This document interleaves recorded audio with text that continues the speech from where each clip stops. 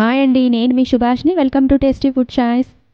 ఈరోజు బ్లడ్లో తలెత్తే ఎటువంటి సమస్యలనైనా నయం చేసే శక్తి ఉన్న అరికలతో దోశని ఎలా ప్రిపేర్ చేసుకోవాలో ఇప్పుడు చూద్దాం.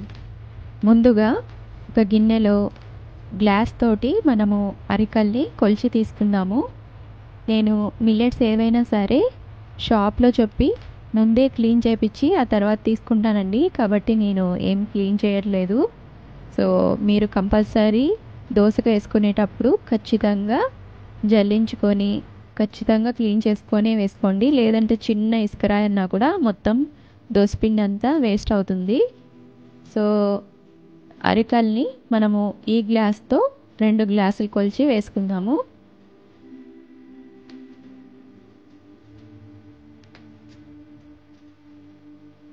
ఇప్పుడు ఇందులోకి 1 గ్లాసు మినపప్పు వేసుకుందాము.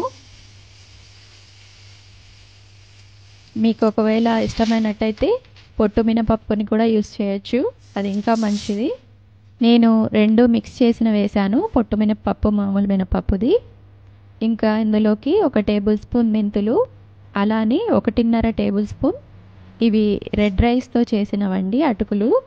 సో కేరళ వాళ్ళు ఎక్కువ యూజ్ చేస్తారు, ఇవి చాలా మంచిది హెల్త్కి. సో మీరు మామూలు వైట్ అటుకులైనా యూజ్ చేయొచ్చు. ఇప్పుడు వీటన్నిటిని శుభ్రంగా వాష్ చేసుకోవాలి. అరికలు బ్రౌన్ రెడ్ కలర్లో ఉంటాయి కాబట్టి కొద్దిగా వాటర్ ఇలా మట్టిలాగా వస్తుంటుంది, కానీ అది మట్టి కాదండి. కాబట్టి వాటిని ఎక్కువసార్లు వాష్ చేయకూడదు అలా కలర్ పోవాలని. సో ఒకసారి వాష్ చేసుకుంటే సరిపోతుంది నీళ్ళు వేసి. ఇప్పుడు అరికల్ని నానబెట్టుకుందాం. అరికలకు సరిపడా నీళ్లు వేసి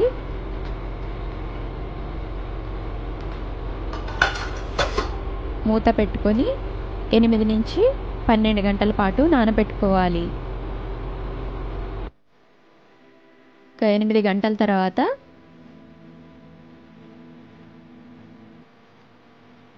అరికల్ని మనము గ్రైండ్ చేసుకుందాము.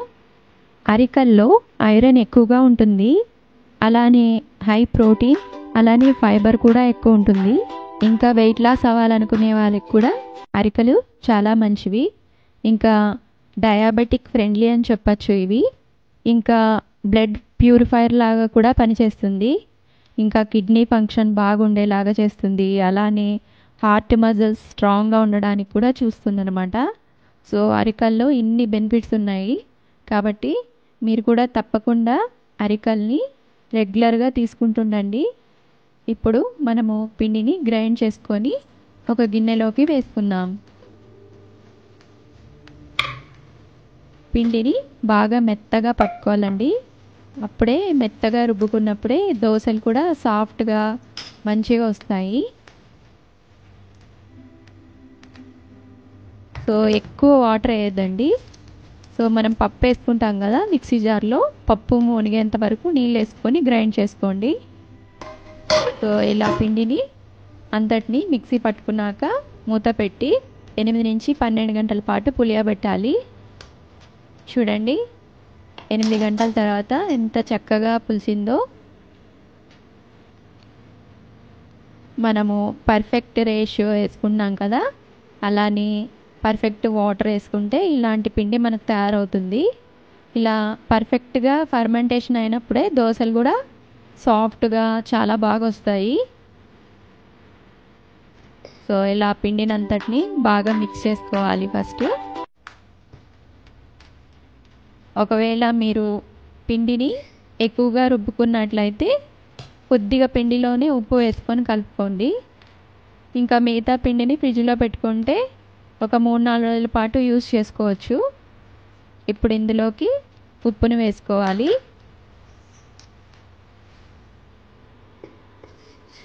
ఉప్పును వేసుకొని బాగా మిక్స్ చేసుకోవాలి.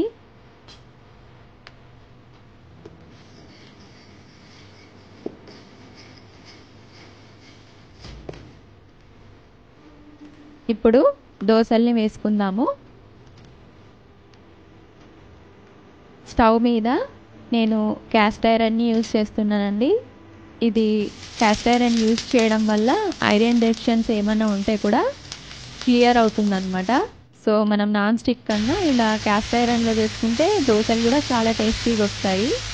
మీరు ఒకవేళ పిండిని గట్టిగా రుబ్బుకున్నట్టయితే కొద్దిగా వాటర్ వేసుకొని కలుపుకొని ఇలా దోశ వేసుకోండి. నేను సరిపడా అన్ని వాటర్ వేసాను కాబట్టి నేను ఇంకా వాటర్ ఏం కలపలేదు. సో మనకి క్రిస్పీగా కావాలంటే క్రిస్పీగా వేసుకోవచ్చు అరికల దోశలు, లేదంటే స్పాంజీగా కావాలంటే స్పాంజీగా వేసుకోవచ్చు అనమాట.